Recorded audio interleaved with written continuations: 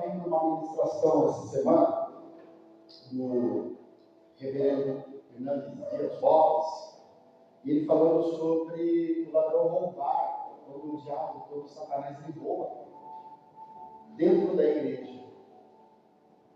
Quando ele saqueia, ele retira de nós, muitas vezes, a atenção, retira de nós a semente da palavra que vai frutificar, que vai produzir.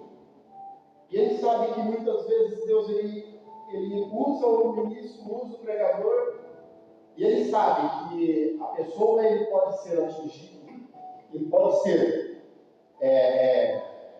semeado a palavra no seu coração, e que Deus pode transformar a vida dessa pessoa no verdadeiro baluarte, no verdadeiro atalaia, no verdadeiro ministro, no verdadeiro servo. E às vezes ele quer roubar. Então eu quero pedir a você que você peça a Deus que não permita. Eu, complementando a oração do pastor, eu peço que Deus ele retire todo o espírito maligno. Amém. Que Deus que seja repreendido todo o espírito maligno dentro da casa de Deus. Amém. Aquele que veio para saquear, que ele vai sair agora, em nome do Senhor Jesus, para que nós possamos ser edificados pela palavra de Deus. Amém. Louvado seja Deus. Amém. Porque eu creio que Deus ele tem algo especial para nós nessa noite. Eu gostaria de compartilhar com vocês o capítulo de número 6 do livro de Juízes, do versículo de número 11 até o verso de número 19. Aliás, verso 20. Juízes, capítulo de número 6, do verso 11 até o verso de número 20. Eu vou acompanhar ali. Louvado seja Deus. Você vai acompanhando aí, eu vou estar lendo, né? A gente poder ganhar um pouco mais de tempo. Que nos diz assim, ó. E então o anjo do Senhor veio e assentou-se debaixo do carvalho que está em Ofra, que pertencia a Joás, da família de Abiseel. Gideão, filho de Joás, estava malhando trigo no lagar, para pôr a salvo dos midianitas. E então o anjo do Senhor lhe apareceu e lhe disse: o Senhor está com você, homem valente. Gideão respondeu: meu Senhor, se o Senhor Deus está conosco, por que nos aconteceu tudo isso? E então, onde estão todas as suas maravilhas que os nossos pais nos contaram? Eles disseram: o Senhor nos livrou do Egito, porém agora o Senhor nos abandonou e nos entregou nas mãos dos midianitas. E então o Senhor se virou para Gideão e disse: vai nessa tua força, porque você tem e livre a Israel das mãos dos midianitas. Não é verdade que eu estou enviando você? E Gideão respondeu: meu Senhor, como livrarei a Israel? Eis, a minha família é a mais pobre de Manassés, e eu sou o menor da casa de meu pai. E Gideão respondeu: mas o Senhor lhe disse, já que eu estou ao seu lado, você derrotará os midianitas como se fosse um só.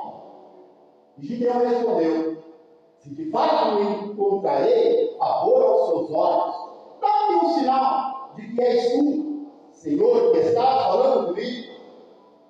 Peço que não te afastes daqui até que eu volte. Traga a minha oferta e a coloque diante de ti. E ele respondeu: eu esperarei até que você volte.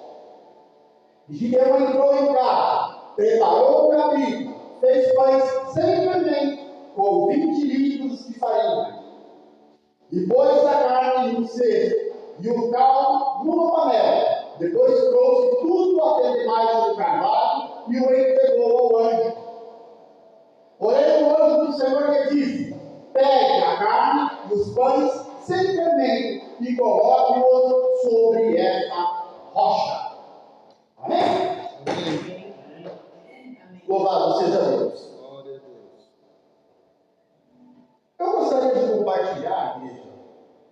nesse texto da palavra sobre o chamado de um homem.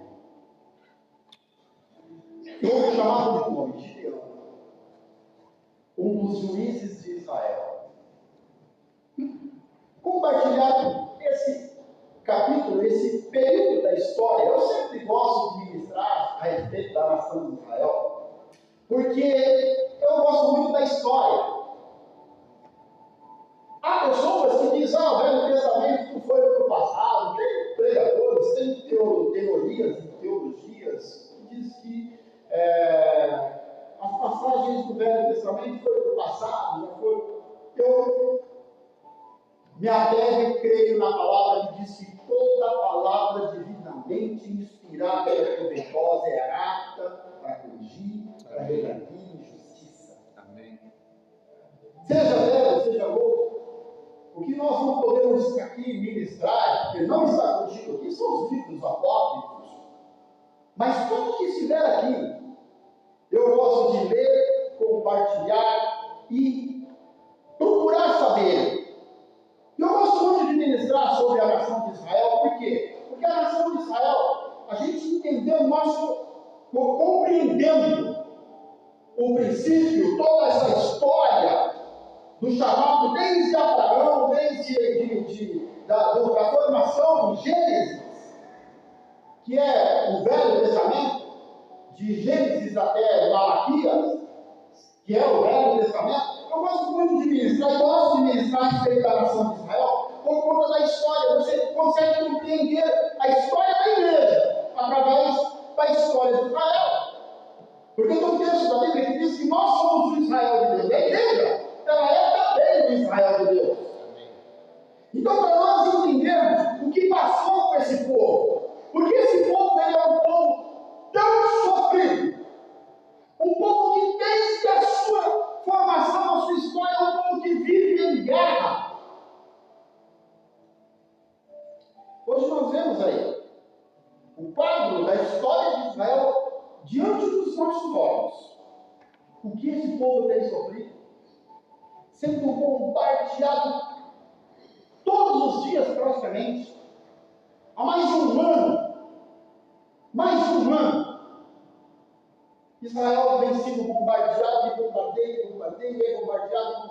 aí entra outra nação no meio, entra outros povos no meio. Esse povo ele sempre foi um povo muito sofrido. E a igreja não é diferente. A igreja, o Israel de Deus, não é diferente. Nós somos atacados, somos bombardeados em uma guerra espiritual que a gente não consegue enxergar. Às vezes vemos, diante dos olhos, situações que passamos e que às vezes percebemos, mas na maioria das vezes é imperceptível. Vem aos poucos, minando, retirando do cristão a vontade de servir a Deus. Somos bombardeados, vivemos uma verdadeira guerra. E o período da história dessa nação, o texto que nós lemos de Juízes, capítulo 6, no versículo 1, nos diz o seguinte: um dia fala assim, que a nação de Israel, eles fizeram o que era mal diante dos olhos do Senhor. E os midianitas, juntando-se com os amalequitas e com os povos do Oriente, o texto do capítulo 6 diz que Israel plantava, fazia ali a sua plantação de trigo, a comida, o pão, a farinha, para alimentar-se. Israel ele tinha o seu gado, tinha as suas ovelhas, tinha todos os seus bens, e os bens desse povo começou a ser saqueado pelos inimigos, os amalequitas, os midianitas e alguns, não disse quantos povos, disse povos do Oriente. Então, ou seja, eles plantavam, aí vinha o inimigo e saqueava, levava embora. Arrebatava lá o gado, arrebatava as suas ovelhas, e Israel por uma situação vexatória. Por quê? Porque o texto diz que esses povos eram como gafanhotos, de tão numeroso que era. Israel se sentia acuado, acovardado, até que Deus ele olha e fala: bom, eu vou pôr um ponto final nessa história. Eles já se voltaram para outros deuses, já fizeram o que era mal aos meus olhos, mas eu vou pôr um ponto final. Por quê? Porque Deus ele tem uma promessa para o seu povo. Amém. E as promessas de Deus, passe o que passar, elas se cumprirão. Promessa de Deus é promessa, ela vai se cumprir. O que Deus prometeu para você, Ele vai cumprir. O que Deus nos prometeu, Ele cumprirá. E Deus se lembra das suas promessas. E o texto diz que Deus ele olha e fala assim: eu vou levantar um que vai salvar, que vai libertar o povo das mãos dos midianitas. Aí Deus olha e vê Gideão. E o anjo aparece para Gideão e fala assim: ó, varão valoroso. Não é isso que ele fala? Varão valoroso. Mas como que eu sou um varão valoroso? Ele responde: eu estou aqui malhando trigo no lagar. Malhar trigo no lagar. O lagar não era um lugar de malhar trigo. O lagar era um lugar onde malhava-se e pisava as uvas. Ele estava escondido, preparando ali a comida, escondendo o que ele produzia, a comida da sua família, escondido, para que não fosse saqueado pelos midianitas. Ele, numa estratégia, falou: se for para lá, não é época de vinho, nós não temos vinho agora, não tem uvas, então o trigo, o pão, a farinha, ela vai ser moída no lugar onde eles nem imaginam. Uma estratégia de Gideão. Aí diz o texto que Deus se apresenta, Deus envia um anjo, se apresenta para ele e fala assim: ó, vai nessa tua força. Mas que força? Que força eu tenho?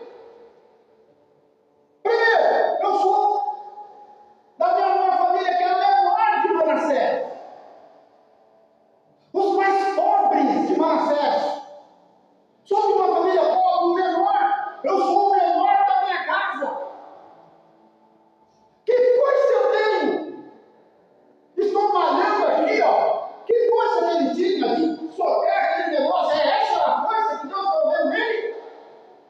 Essa era a força que ele estava vendo, que ele tinha. Ele estava olhando para ele. Que força eu tenho?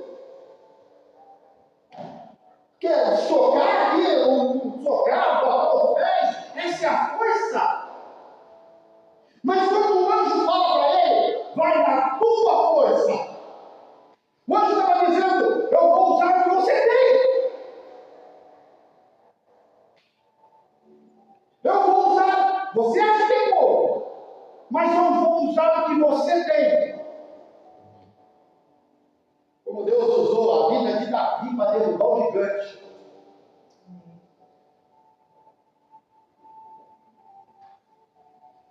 Pedras. 3, né? Ele só usou uma.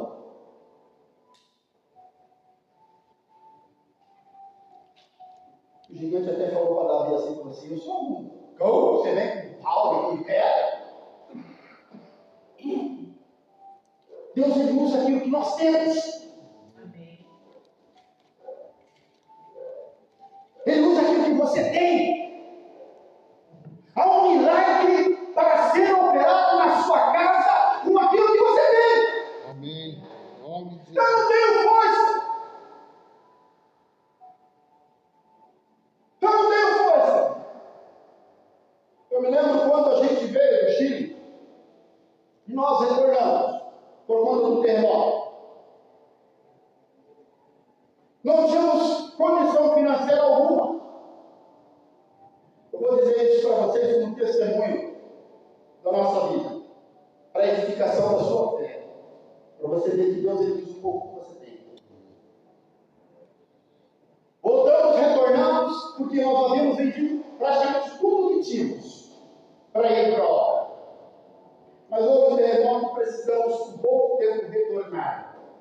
Só que quando nós voltamos, irmãos, eu tinha as minhas ferramentas, das quais eu não havia desfeito, ferramentas de trabalho. Aí eu construí com um pouquinho de dinheiro que nós recebemos do consulado brasileiro no Chile.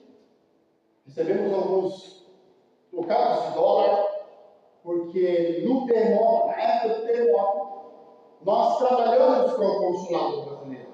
Nós servimos a nossa pátria naquele lugar.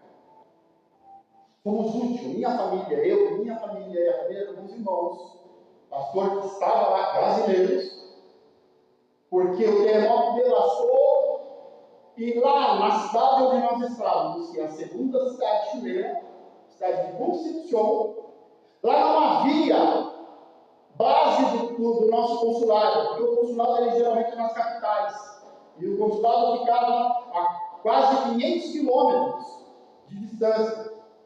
Então, eu liguei para o consulado e falei, nós necessitamos daqui, os brasileiros, a comunidade brasileira, tem muitos brasileiros aqui, estamos desassistidos. Precisamos do apoio do nosso consulado. Por quê? Porque nós íamos começar a sofrer a fome. Por quê? Porque foi devastado praticamente tudo. Aí veio o frio, perdemos. Eu não perdi, mas muitos irmãos perderam quase tudo que tinha. Então, os brasileiros ficavam desassistindo nessa cidade. Eu liguei para o consulado e falei, olha, temos. Aí a vice-cônsul falou assim para mim, pastor. Eu falei, eu sou pastor, me identifiquei, sou brasileiro, sou pastor, estamos aqui na obra missionária e nós necessitamos agora do apoio do nosso consulado. Aí ela falou, pastor, procure um lugar para a gente onde a gente pode montar uma base nossa. Procurei com os pastores, com os amigos, conseguimos um lugar, um espaço, aí o consulado enviou roupas, comida, começou a enviar as coisas para nós, para os brasileiros dessa hora. Servimos alguns irmãos chilenos também. E nós trabalhamos ali. Por um período trabalhamos, até que tomamos a posição e a vontade de voltarmos, retornarmos. Eu peguei e falei, conversei novamente com o consulado, falei, com a vice-cônsul, falei, estamos querendo retornar. Existe a possibilidade de vocês nos enviarem para o Brasil de volta? Ele falou, sem nenhum problema, pastor. O consulado vai pagar as passagens e avião para o senhor e para a sua família. Se o senhor quiser, o senhor trabalhou sobre esse serviço para a nossa nação. Então, eles nos retornaram. Mas no dia de retorno, que a gente veio de retorno, o consulado pagou as passagens, nos enviou as passagens. Eu fui encontrar com uma pessoa do nosso consulado, lá, uma das secretárias do consulado, e ela nos encontrou para entregar os bilhetes, todas as coisas das passagens, o voo, tudo, e ela pegou e falou assim, ó, nós vamos até ao meu apartamento, que fica próximo daqui, eu vou levar o senhor até lá e depois eu trago o senhor novamente para o aeroporto. Porque o consulado quer oferecer para o senhor também uma ajuda de custo também. E foi esse dinheiro que a gente veio, trocamos aqui, deu 6 mil mais ou menos reais, 5 mil e pouco, foi o dinheiro que eu comprei, madeiras, para fazer um barraco no terreno da minha mãe. As minhas ferramentas eu não vendi. Fiz um barraco de madeira. quando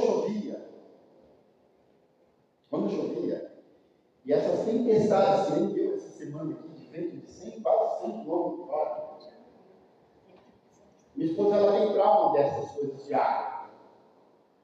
E o telhado do meu barraco, eu segurava ele assim, porque ele fazia assim, ele fazia que eu levantasse.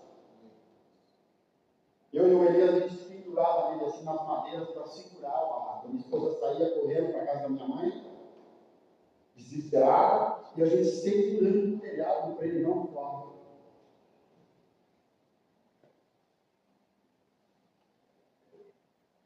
As minhas ferramentas eu não vendi. Aí Deus veio ao meu coração e falou assim: eu vou usar o que você tem. Vai nessa tua força. Mas que força, Senhor? Eu falei: eu vou. Aí peguei as minhas ferramentas, pedi uma linha telefônica desse barraco. Sobrou lá, acho que 100 e poucos reais de todo o que eu precisei comprar, móveis lá usados, tudo isso, imobiliário, barraco, um monte de móveis usados. Sobrou ali algumas migalhas. Eu pedi uma linha telefônica. Minha esposa ficava em casa, fui até a Lapa, mandei fazer um monte de panfleto com o nome da minha empresa. Isso aí, de pobre nem importa, sem almoço, com o dinheiro da passagem, eu, Elias, e depois de alguns dias ela foi comigo, a Lídia foi comigo, distribuí embaixo, passava por baixo das portas, caixinha de correio. Aí alguns dias ela ficava em casa, eu falava: Lídia, eu vou distribuir os panfletinhos. Aí chegava em casa com a linha celular, compramos um celular velho. Aí ela pegava e falava: Lídia, tem um orçamento para fazer. Opa, glória a Deus. Aí ela fazia o orçamento e as coisas começaram a caminhar. Amém. O que eu tinha?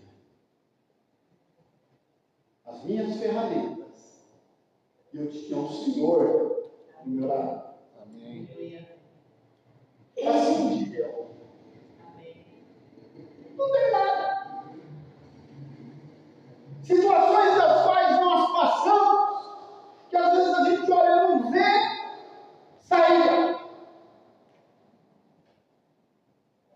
Hoje, para a glória de Deus, irmãos, há 12 anos atrás, isso faz 12 anos, 2012, 12 anos,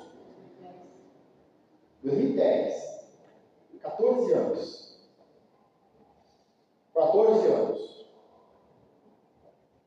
Eu tenho hoje mais do que eu mereço. Deus foi bondoso, misericordioso. O pastor já conheceu minha casa.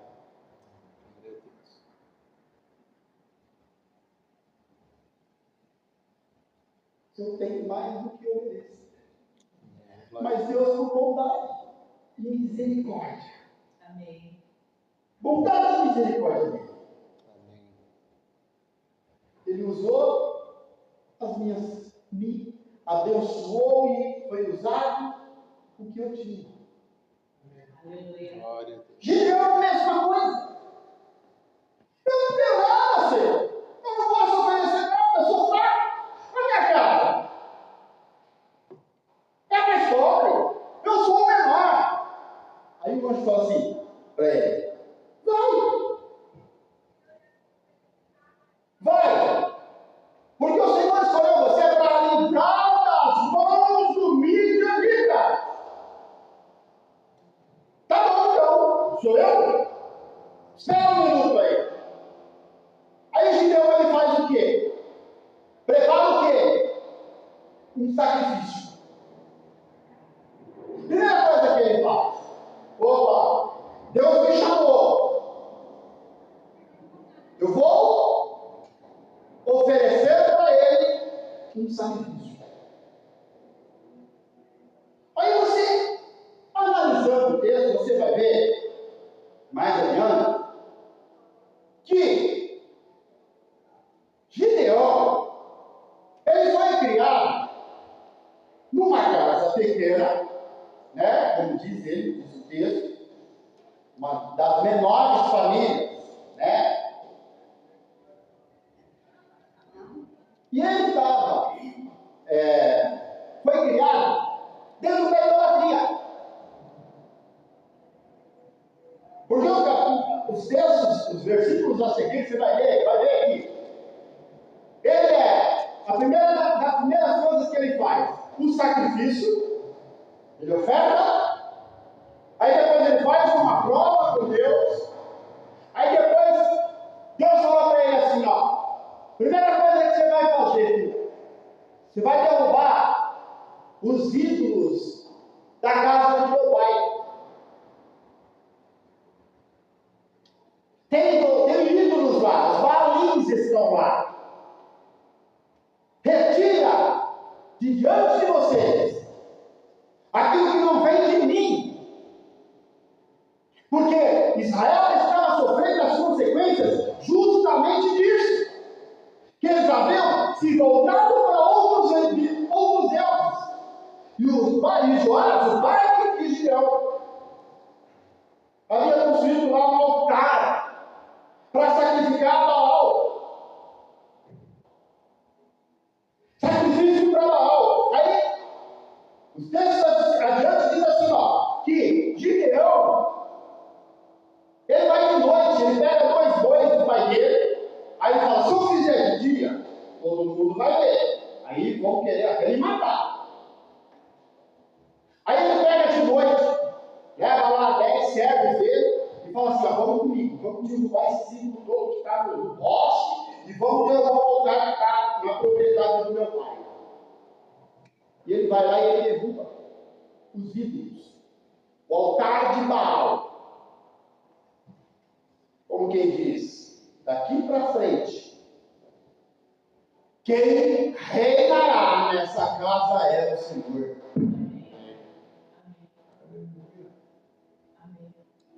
Quem reinará nessa casa é o Senhor.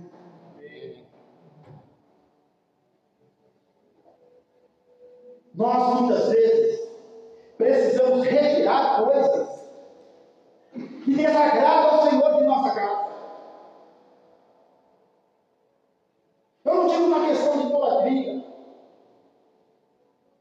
Ou às vezes mas eu digo que muitas vezes nós precisamos restaurar o altar do Senhor para oferecermos para Deus o nosso sacrifício puro, santo e agradável ao Senhor, para que as coisas de Deus elas comecem a fluir na nossa vida, para que a bênção de Deus ela venha sobre a nossa casa. Louvado seja Deus.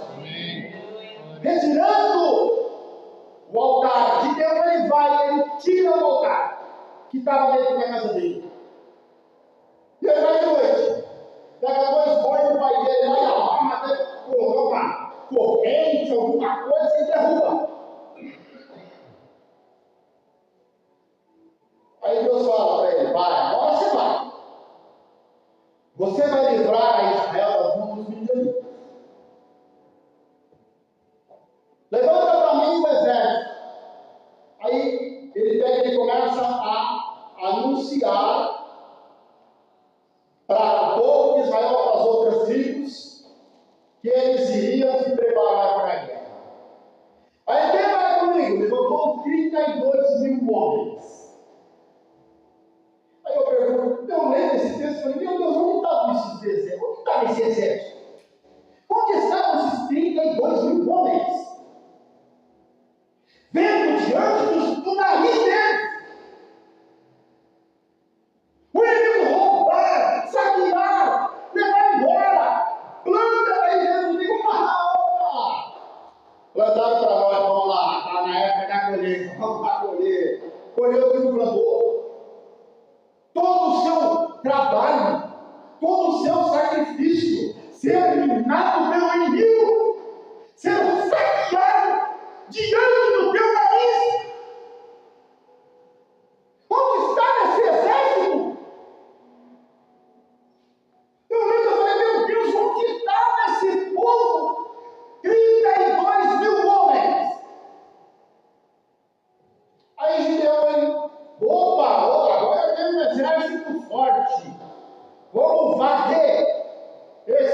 midianitas, amalequitas e todos os itas que tiverem. Nós vamos entrar em batalha. Aí Deus olha para Gideão e fala assim: filho,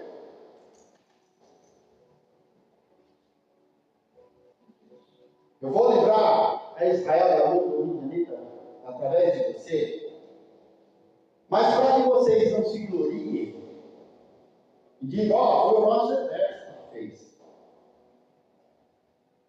Eu vou mostrar para vocês que sou eu quem estou batendo, quem está limpando, quem está entregando, quem está livrando vocês. É o Senhor. Aí diz o texto que Deus fala para ele: fala para voltar os covardes, os medrosos, os covardes, volta! Dos 32 mil, 20 mil covardes, medrosos, voltaram para casa. 20 mil. Acho que um olhou para o outro e falou assim: a gente não é de esse negócio não vai dar certo. Eu o quê? Não, deixa eles levar as coisas, se acomoda, né? O inimigo está levando, eu planto de novo. Né?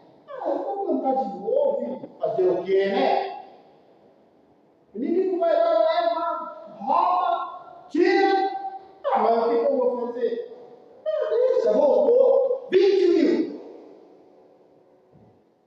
Aí Deus olha para Gideão e fala assim: Deus, tem muita gente ainda. Tem muita gente ainda, Gideão. Tem muito soldado ainda. Eu fico olhando e pensando, acho que Gideão olhou e falou assim: meu Deus, né? 32. Agora eu só tenho 10 mil, 12, né? 12 mil. Agora, né? Está pouco. Porque às vezes a gente olha assim e fala assim: eu só vou conseguir vencer a minha batalha se tiver alguém comigo. Eu só vou conseguir vencer essa guerra se alguém me ajudar. Aí Deus falou assim para Gideão: falou, não, quem vai fazer sou eu. Tem muita gente. Eu acho que Gideão, se eu fosse Gideão, eu ia questionar o senhor. O senhor está brincando comigo, né? Você é igual ao Senhor, Deus. Aí Deus falou para ele assim: Gideão, faz o seguinte agora, você vai descer até o ribeiro para beber água. Os que beberem água como um cão, esse você dispensa. Aí, de todos aqueles que sobraram, bebi água assim, a cara dele lá. Só sobrou 300. Eu acho que Gideão falou: meu Deus, sim, o senhor está de brincadeira comigo. De 32 mil só tem 300 agora. Como que eu vou lutar? Como que eu vou guerrear? Eu ia questionar você, mas 300? Eu tinha 32 mil. Por que o senhor não permitiu que eu fosse com 32 mil? Que aí será tudo bem, ia ser uma sangueira só, uma sangria só. Ia perder bastante. Mas, Senhor, e agora com 300? Gideão falou: não, eu vou. Eu ia questionar. Porque a gente questiona: Senhor, por que eu estou passando isso? Nós questionamos: Deus, eu não aguento mais essa prova, Senhor. Essa batalha está demais. Deus, tem 2 anos que eu estou lutando. Senhor, que guerra é essa que não cessa nunca? Eu outro dia estava conversando com minha irmã. E a gente foi orar pela filha dela, e a filha está acamada, né? Doente, eu fui orar no hospital, depois fui orar na casa dela, e ela disse assim para mim, pastor, eu não aceito a enfermidade dentro da minha casa, eu não aceito. Eu não falei nada, né? Aí saímos dali, eu dei para a filha, saímos dali, aí eu comentando com a esposa, falei assim, mas quem somos nós para não aceitar as coisas que vêm sobre nós? A única coisa que a gente pode fazer é, Senhor, seja comigo. Amém. Seja na minha vida. Assim como o Senhor chamou Gideão, todos os patriarcas, o Senhor chamou, eles passaram por provas, passaram por tribulações, mas o Senhor estava com eles. Amém. Seja comigo, ainda que eu esteja sozinho, com de 32, com 300, mas o Senhor me dará a vitória. Amém. Porque o Senhor está comigo. Glória a Deus. Obrigado. Mas daí a gente fala, Senhor, eu não aceito. A mulher que já falou para ele assim, por que você não amaldiçoou esse teu Deus e morre? Só falou para ele, eu não aceitei o bem de Deus. Por que as coisas ruins eu não posso aceitar? Quer dizer que nós somos blindados. Na nossa casa não vai entrar enfermidade. Na nossa casa não vai faltar o pão. Nossa casa nós não vamos, como diz o povo, não vamos passar perrengue. Porque Deus está comigo, eu não vou passar. As coisas virão sobre nós. O bem e o mal também. Aí Gideão ele se prepara com os 300 e vai para a guerra para cumprir o que o Senhor determinou. Vença os midianitas com as minhas mãos. E olha que interessante o texto que ele fala assim, eu ouvi dos meus pais, o Senhor lhes manda no Egito. Meus pais contaram, nossos pais contaram. Nossos antepassados contaram, o Senhor lhes manda no Egito. E por que nós estamos passando esse perrengue? Passando essa tribulação? Então, que questionou. A gente questiona, né?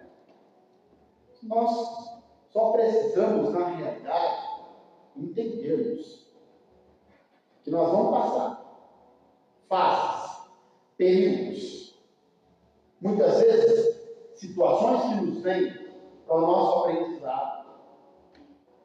Muitas vezes, nos vêm dores, situações das quais você não espera. Como eu disse, a gente tinha planejado ficar no Chile. Vendemos aqui boa parte das nossas coisas. E quando voltamos para cima sem nada. Tínhamos uma casa em Sorocaba, no interior de São Paulo, que eu, por várias vezes, coloquei à venda. Tem situação na nossa vida, irmãos, que às vezes eu me tento mesmo. Eu anunciei essa casa para vender lá em Sorocaba, que era tanta tribulação que eu passava nessa casa. Eu morava aqui em São Paulo e essa casa lá em Sorocaba, aí o vizinho falava, o inquilino mudou de noite aqui, levou todas as coisas dele lá e invadiu a tua casa aqui. Eu saía correndo daqui, aquela porta toda estourada, os fios arrancados da casa. Meu Deus! Ô Jesus, eu vou vender! Aí eu anunciei. Teve um dia que eu quase troquei com um Passat. Quase troquei a casa com um Passat. Só não troquei, primeiro, porque Deus me permitiu. E porque o cara desistiu do negócio. Glória a Deus que ele desistiu. Glória a Deus. Porque depois foi assim, o dinheiro dessa casa que eu dei entrada para a casa que eu tenho hoje. Às vezes a gente passa coisas que você não entende. E eu passava aquela tribulação, Senhor, eu quero vender. Deus, o Senhor fala, que o Senhor ouve a oração. Meu Deus, o Senhor não tem ouvido a nossa oração, essa tribulação. Aí entra inquilino, não paga, o cara alugando lá não paga, sai de noite, devendo água, luz, meu nome, suja o nome. Aí aquela tribulação toda. E a gente sem entender que Deus, ele não olha o que está diante dos nossos olhos, Deus vê lá na frente. Às vezes são situações que Deus está preparando você para algo muito melhor. Amém. E você às vezes não está entendendo. Eu não compreendia. A gente não entendia. Por que não conseguíamos vender? Passou 10 dias em jornal, pegou, nada. Até que um dia certo. Irmãos, milagres, você vive nele. Glória a Deus. Vive, você vive. Milagres a gente vive. Amém. Porque Deus, ele promete, ele cumpre. Compromisso de Deus comigo e com você. Amém. Pode vir situações difíceis? Pode. Por um período. Mas dê glórias ao Senhor pela situação. Pai, eu não estou aguentando, Pai. Aguenta. Engole o choro. Porque é o melhor que Deus ele tem sempre para nós. Amém. Gideão ele não entendia. Não é isso. Ah, Senhor, é muito louco. Ah, mas é por quê? Aí quando ele começa a compreender de que Deus ele ia honrar a vida dele, ia levantar ele como um grande líder, aí ele toma mesmo o fio da espada e fala, eu estou aqui, com um coração valente, um homem de coração valente, para enfrentar a adversidade que estava por vir. Amém. Aí ele pega e ele quer. Muitos 300 falam, mas vamos lá! Os 300 que não beberam água assim, ó. Que nem a cara dentro da água. Eles beberam água assim, ó. Uma mão na espada e outra assim.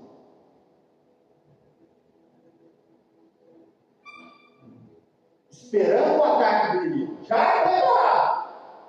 Foram 300 que estavam preparados e vigilantes. Amém. Vigiando! Opa! Peraí! Eu tenho que estar preparado, porque eu sei que vem negócio bravo aí. Estava assim, toma lá assim, ó. Mão na espada e a outra na raça. 300. Deus separa esses 300 e fala assim, agora sim você tem um exército. Me dá uma coisa de homens. Você tem agora homens valentes que vão fazer a diferença. Homens que não se acovardaram, que não voltaram para trás. Que não recuaram. Passe o que passar. Eu não saio da presença do meu Senhor. Passe o que passar. Já passei muitas dificuldades? Já. Mas nós não nos ausentamos da presença do Senhor. Amém. Glória a Deus. Esses aí ficaram firmes. Ó, vai vir? Vai, mas eu estou aqui. Mas vamos lá, gente, vamos lá. Vamos morrer? Podemos até morrer, mas nós vamos lutar. Vamos defender o nosso trigo, a nossa comida. O inimigo ele não nos roubará mais. Nós vamos defender o que Deus entregou na nossa mão. A nossa terra, a nossa comida, a nossa família. Nós vamos defender com espada. Amém. Ele pega, reúne aqueles homens e fala, e agora, uma estratégia. Vamos esperar o que Deus vai falar para nós. Aí Deus vem aí e fala assim, Gideão, desce lá no acampamento dos 20 ali, eles estavam acampados já para batalha. Desce lá, sonda a terra lá para você ver. Aí diz que o texto que Gideão ele desce com mais um, aí eles vão pelo bosque, aí se esconde ali nos outeiros, do bosque, aí saem 2 soldados, midianitas, talvez saíram para urinar no bosque, aí está lá Gideão escondido e os 2 conversando. Um deles pega e fala assim: rapaz, eu tive um sonho estranho. Eu sabia que a tenda do nosso comandante ela caía por cima, virava de ponta cabeça a tenda do nosso comandante. Um sonho estranho que girava assim como um cesto, girava assim e ficou de cabeça para baixo a tenda. Que sonho estranho. Aí o outro soldado pega e fala para ele assim: rapaz, mas esse sonho aí é a espada de Gideão. O Deus deles lá vai entregar nosso exército na mão de Gideão. E Gideão, opa! E Deus já mostrou para ele o que vai acontecer. Ele retorna. Aí diz o texto que os 300 eles pegam jarros, né, de azeite, trombetas, e ao mesmo tempo eles quebram à noite e tocam a trombeta. Estratégia de Deus. Aí saem todos desesperados. Quem está? Aí uns metem a espada no mundo, começaram a guerrear entre eles. Os que escaparam dessa guerra entre eles, fugiram para a montanha. Aí Deus falou para Gideão: vai lá e agora acaba com o restante que fugiu. Ou seja, Deus não perde batalha, ainda que para os nossos olhos parece grande. Ainda que a tua situação pareça ser maior do que você imagina, você fala: meu Deus, isso está difícil, é grande demais para mim, é pesado demais para mim isso, eu não consigo suportar. Mas o Senhor tem sempre uma palavra, uma estratégia para te entregar a vitória. Para entregar a vitória.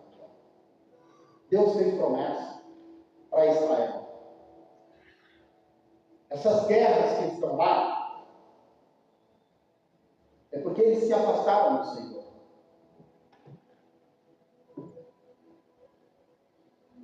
Mas Deus tem promessa para eles. E Deus tem promessa para a sua igreja. Deus não perde guerra. Deus não perde batalha. Ele sempre levantará um valente, forte. E Deus vai levantar você na sua casa. Amém. Como um valente. Com um coração valoroso, com um coração voltado, sem retornar, sem desanimar. Pastor, mas eu sou a única da minha casa, eu sou a única. Deus vai usar você. Amém. Pastor, eu sou o único pequeno, Deus vai usar você. Amém. Eu era o único da minha casa, servir ao Senhor. Eu acho que eu já contei esse testemunho. Eu era o único. Quando meu pai faleceu, a minha mãe foi para o forró. Minha mãe foi para o forró. Ah, eu estou livre, eu vou curtir minha vida. Aí ela arrumou um namorado que era mais novo do que meu irmão caçula.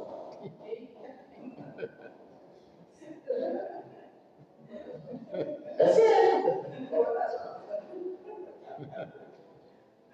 Mais novo do que meu irmão caçula. Acho que foi em casa e apresentou para todo mundo. Esse é meu namorado.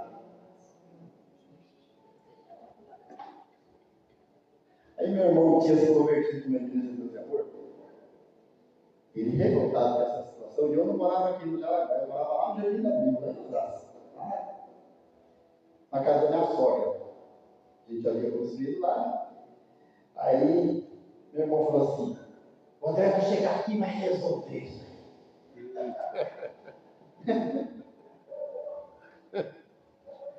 Aí eu cheguei, a minha mãe reuniu a família para apresentar o namorado.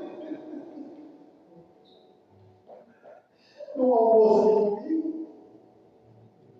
Aí eu olhei para o cidadão assim, ele todo tremendo. Ixi. E eu me apresentei e falei: opa, como é que você está? Tudo bem? Tudo bem? Eu sou Adilson. Ah, é Adilson. Prazer, tudo bem. Sou os filhos do meio. Eu falei para ele assim: cara, minha mãe sofreu demais com meu pai. Qual por isso? Ele batia nela. E a gente sofreu muito. Falei: cara, faz a minha mãe feliz. Que ela já sofreu muito nessa vida. Mas a minha vontade não era falar aquilo. Mas eu tinha que compreender a situação.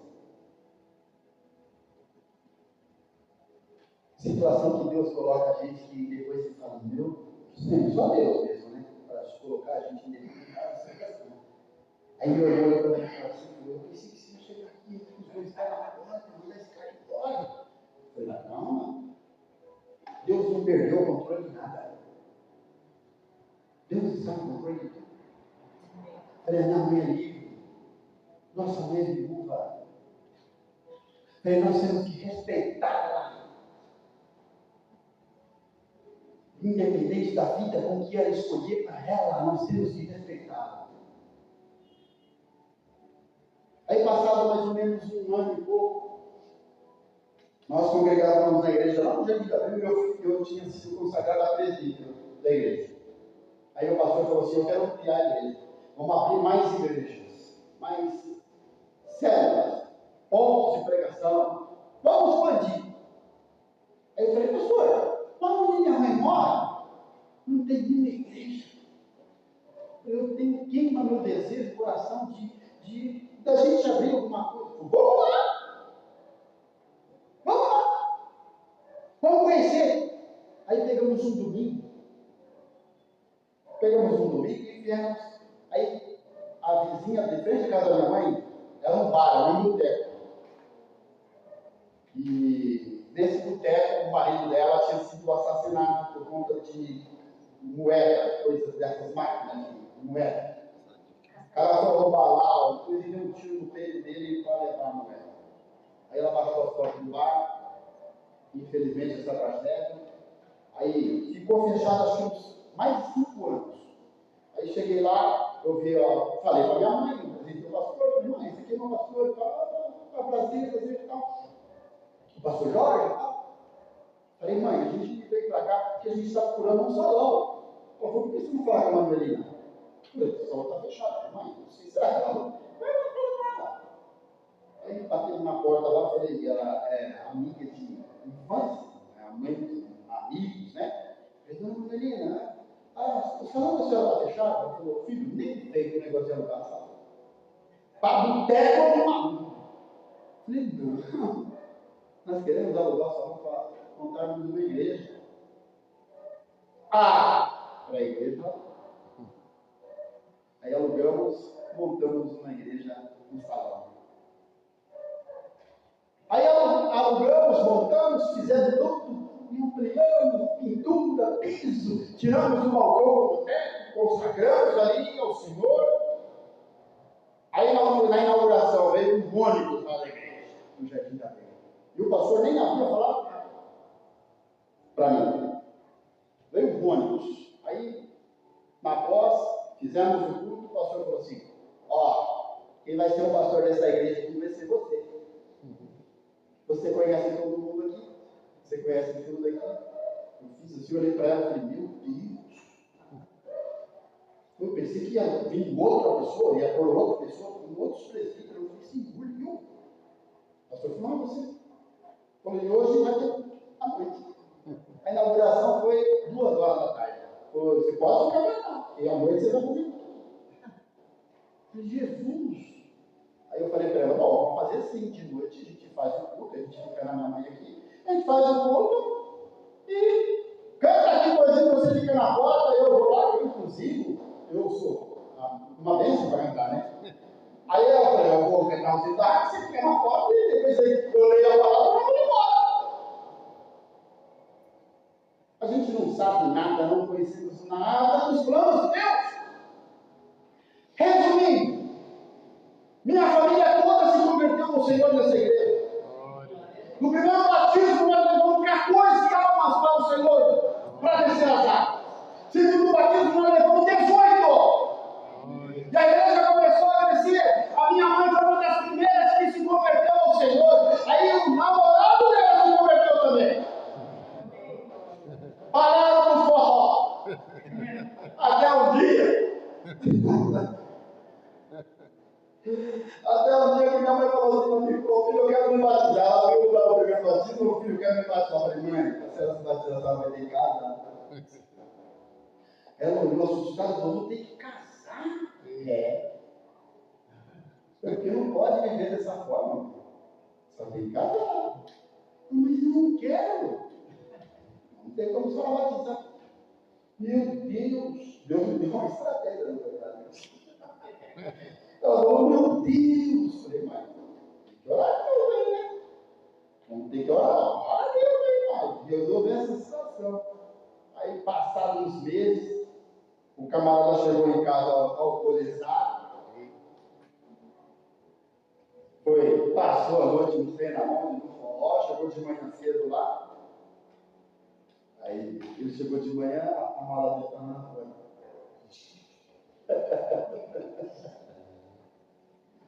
Minha mãe falou para ele, eu vou servir ao Senhor. O pastor conheceu minha mãe, a pastora conheceu minha mãe. Deus ele quer ajudar você dentro da sua casa. Para você abençoar a sua casa. Tudo para a glória dele. Assim como Deus usou a vida de Gideão, mudou a situação de Israel, mudou o quadro da nação de Israel. Deus quer usar a sua vida, Deus quer usar a minha vida. Para os vizinhos, para todos os seus vizinhos, para o bairro, para a nação. Ainda que ninguém acredite, que você acha que você não tem a coisa, Deus, Ele é na sua vida. Vai nessa tua coisa, diz o Senhor. Louvado seja o nome santo do Senhor. Que Deus nos abençoe. Que Deus em Cristo Jesus abençoe a nossa vida. E que nós possamos tomar um posicionamento como um coração valente, um coração de Gideão, para a glória do nome santo do Senhor. Amém? Deus abençoe. Em nome de Jesus, Deus abençoe a Deus, em nome de Jesus. Amém? Amém. Você crê que o Senhor tem vitória na sua vida? Amém.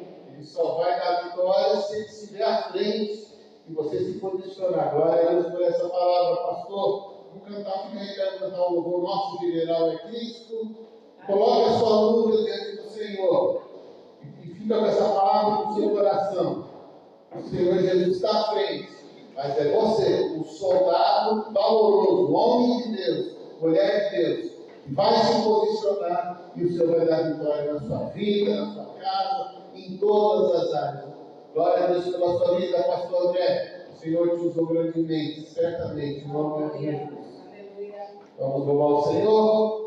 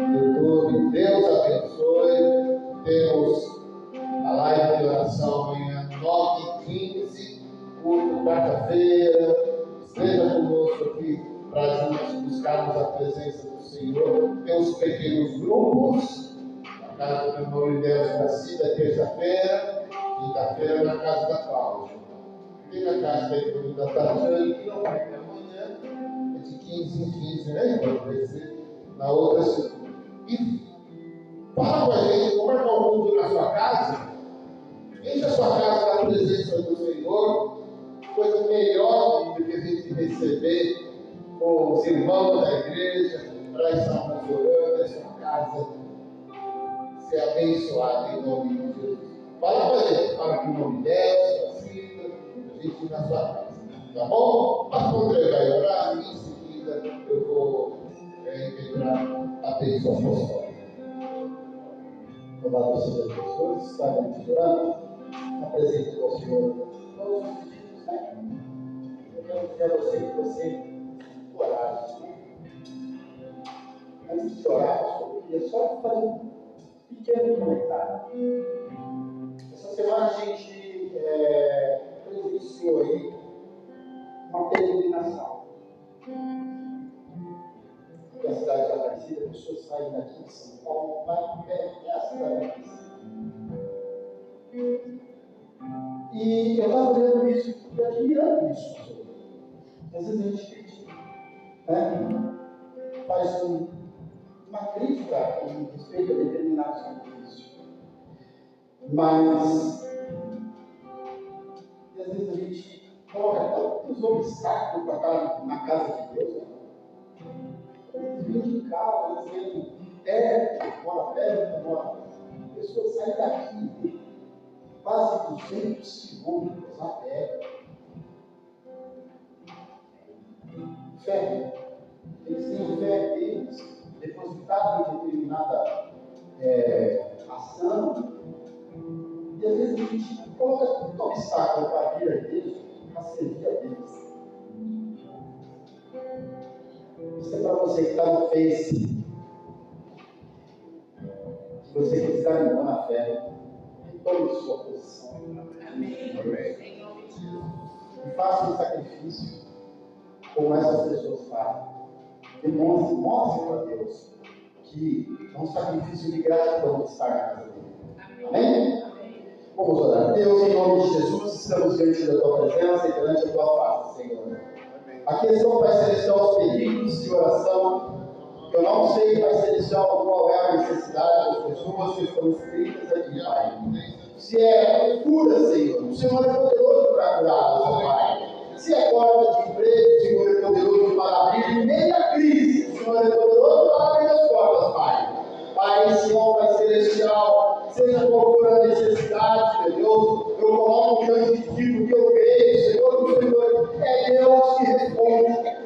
E nós somos os teus ministros, ó Pai. Nos colocamos diante de ti, diante da tua presença, Pai. Nós estamos na tua casa, honrando o Senhor, louvando o teu nome, Pai. E nós cremos, ó Deus, que o Senhor é Deus para responder e abençoar-nos, ó Pai. Deus, em nome de Jesus, colocamos, ó Pai Celestial, a vida das nossas famílias em tuas mãos.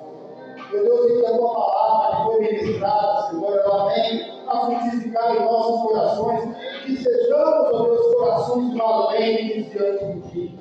Pai, Deus, dá uma semana abençoada na tua presença para nós, Senhor. Livra-nos de todo mal, livra-nos, ó Pai, de acidentes, de homens sanguinários, livra-nos, ó Pai, de todos os males, abençoa a nossa família, derrama sobre nós a tua graça, o teu amor, a tua misericórdia, o teu perdão sobre nós, Pai.